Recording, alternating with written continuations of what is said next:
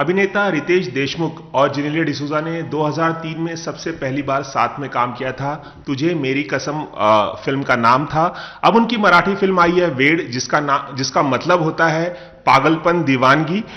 इस फिल्म को काफी अप्रिसिएशन मिल रहा है। लोग बड़ी तादाद में फिल्म देखने के लिए जा रहे हैं। मराठी सिनेमा इससे रिवाइव हो रहा है, ये भी कहा जा रहा है। इस वक्त मेरे साथ मौजूद है खुद रितेश और जेनेलिया। बहुत बहुत स्वागत है BP news. Thank you so much, thank you so much. Ved film को बहुत अच्छा रिस्पांस मिल रहा है। 4 दिनों में बहुत अच्छी कमाई की है फिल्म ने।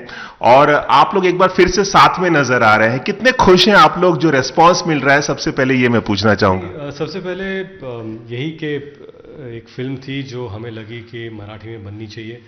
हम लोगों ने उस फिल्म को बड़े ही प्यार से, सादगी से बनाई, लोगों के सामने हम लेकर गए।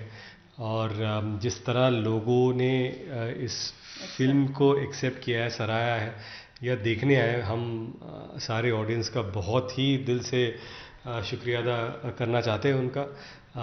और क्या होता है कि लोग, स्पेशली मराठी ऑडियंस, जब थिएटर में आती है, मराठी फिल्म देखती है और इस तरह एक्सेप्ट करती, तो ऐसे लगता है, कभी कभी ऐसे लगता है कि ये सपना ही है कि ये सच है। हम एक दूसरे को ऐसे लगता है, ये सच है क्या?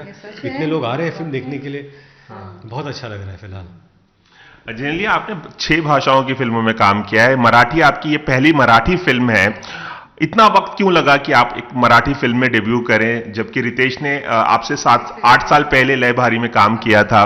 आपको इतना वक्त क्यों लगा? और बतौर डायरेक्टर रितेश कैसे लगे आपको? बहुत सारे डायरेक्टर के साथ आपने काम किया होगा, तो बतौर डायरेक्टर रितेश के बारे में क्या कहना चाहेंगे? नहीं, एक्चुअली शादी के बाद मैंने एक बड़ा सा ब्रेक लिया और मुझे वो ब्रेक चाहिए था, क्योंकि मुझे लगा कि मैंने बहुत काम किया इससे पहले, तो I wanted to take that break for myself. मतलब एक जो होता है ना कि कभी कभी आपको लगता है कि एक ब्रेक लेना ज़रूरी है, तो एट दैट टाइम मुझे लगा कि ये इम्पॉर्टेंट है मेरे लिए, और मैंने वो ब्रेक लिया। और उस ब्रेक में थोड़ा ज़्यादा टाइम हो गया था मुझे लगता है। एंड आई फील कि मतलब आई हैड चिल्ड्रन और थिंग्स चेंज। मैं एक एंटरप्रेन्योर बनी थी and there were lot of things that were happening. So मुझे मतलब फिल्म्स आर माई लाइफ। मुझे बहुत अच्छा लगता है एक्टिंग करना और रोल्स मिलना, मुझे बहुत अच्छा लगता है। लेकिन what was the right role, ये मुझे पता नहीं था कि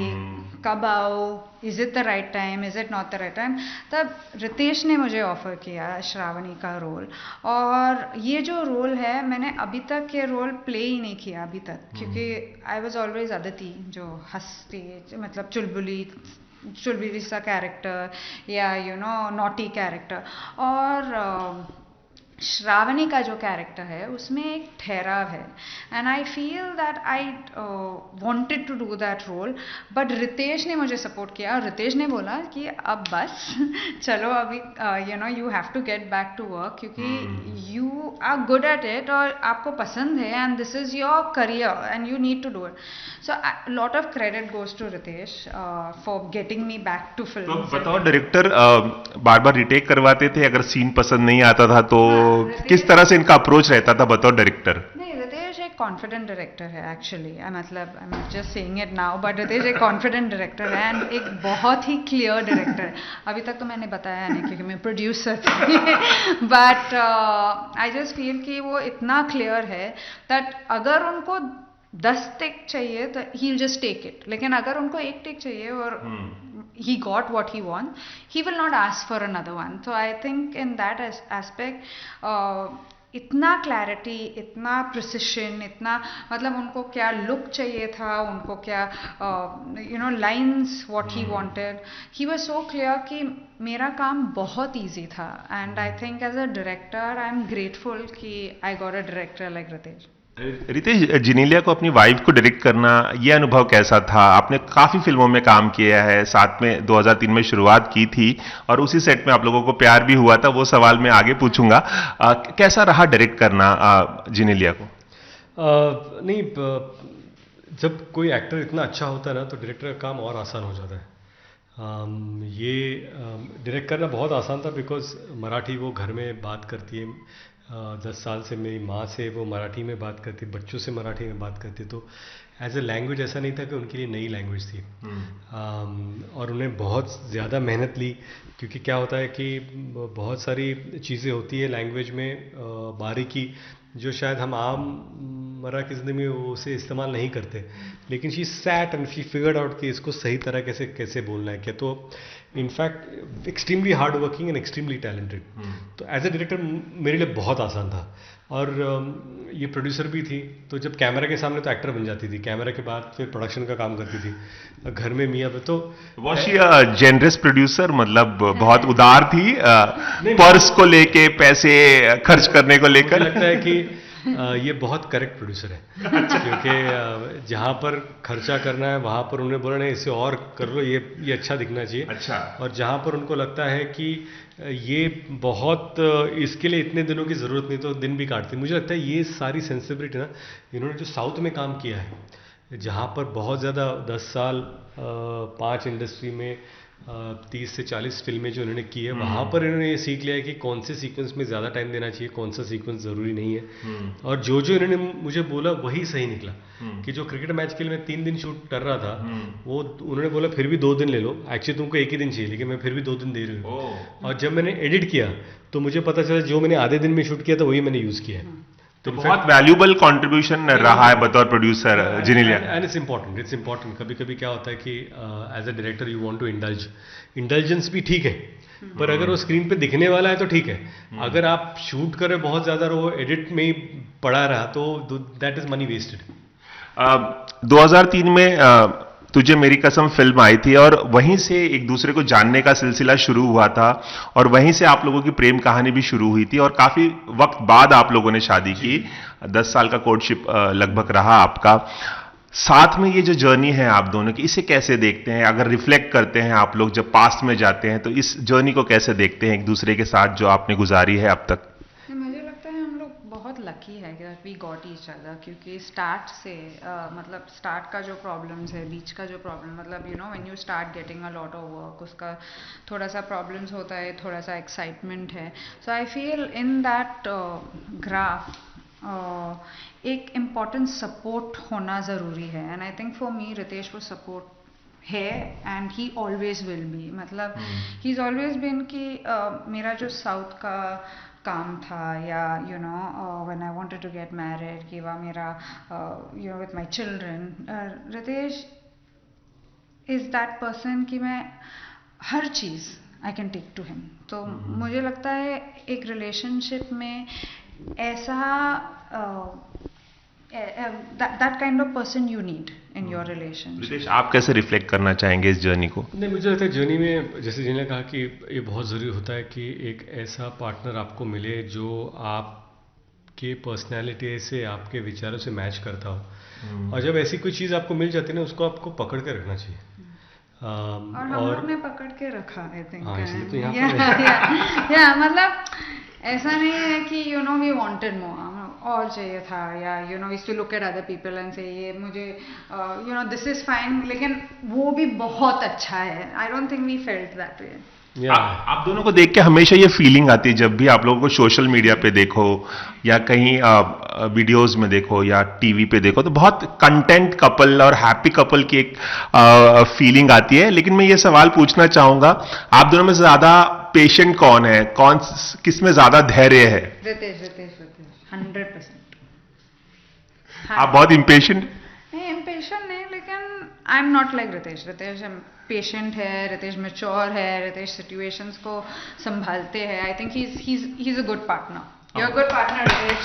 थैंक यू। गुस्सा किसको जल्दी आता है? किस बात पे? आप कुछ बोलेंगे? बीवी के सामने बोलना है ये जुर्रत? नहीं, मुझे लगता है ना कि 2 पर्सनैलिटीज होती है, एंड इतने साल इकट्ठा हो तो आप एक दूसरे को अच्छी तरह जानते हो।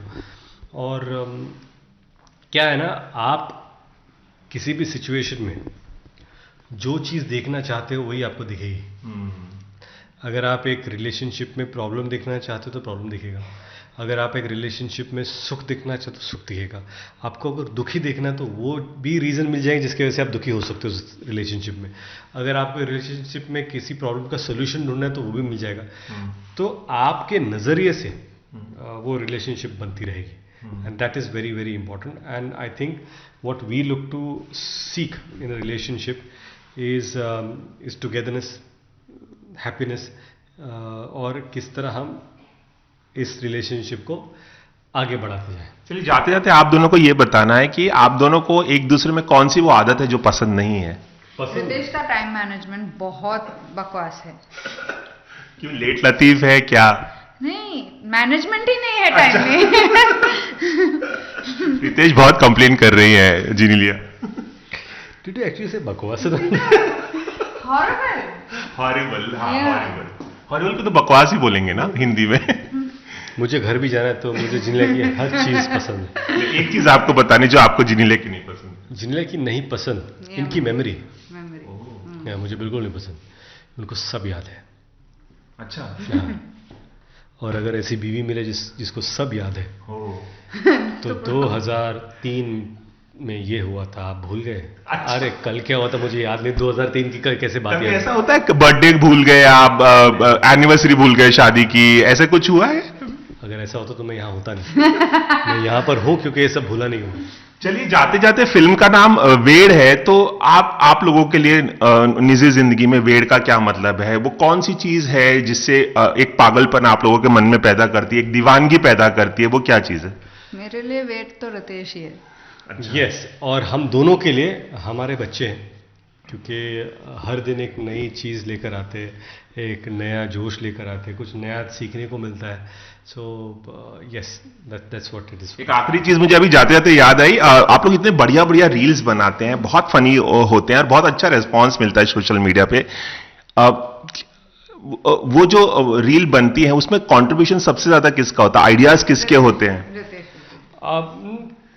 कभी कभी मेरे होते हैं, कभी कभी जिनले अपने कर लेती है, बट आई थिंक ऐसा ऑर्गेनिक होता है, ये नहीं होता कि हमने बहुत ज़्यादा उसके लिए सोचा है या सोच के Plan डालते किया। प्लान किया है, ऐसा नहीं होता। वी थिंक करिए अच्छा है, तो ऐसा नहीं होता कि मेकअप करके बाल वाल बना के रील बना रहे। अच्छा, कभी अगर कभी मैं- ऐसे कभी भी किसी के मन में भी आ जाता है। हाँ, तो कर लेते हैं। अच्छा, और एक चीज और कि अब हम आप लोगों को हिंदी फिल्म में भी देख पाएंगे वेड के बाद, किसी हिंदी फिल्म में साथ में देखेंगे जल्द? नहीं, फिलहाल तो अभी सिर्फ वेड ही है। अभी तक सोचा नहीं कि इकट्ठा हम लोग क्या करेंगे, पर independently of course hopefully will be working in. चलिए एबीपी न्यूज से खास बातचीत करेंगे, बहुत बहुत शुक्रिया। Thank you, Thank you. Thank you. तो ये थे हमारे साथ रितेश देशमुख और जेनेलिया डिसूजा, जो अपनी फिल्म जो कि हिट हो चुकी है मराठी फिल्म वेड, उसके बारे में और अपनी निजी जिंदगी की कई बातें उन्होंने हमारे साथ साझा की। कैमरामैन रवि पांचाल के साथ रवि जैन, एबीपी न्यूज मुंबई।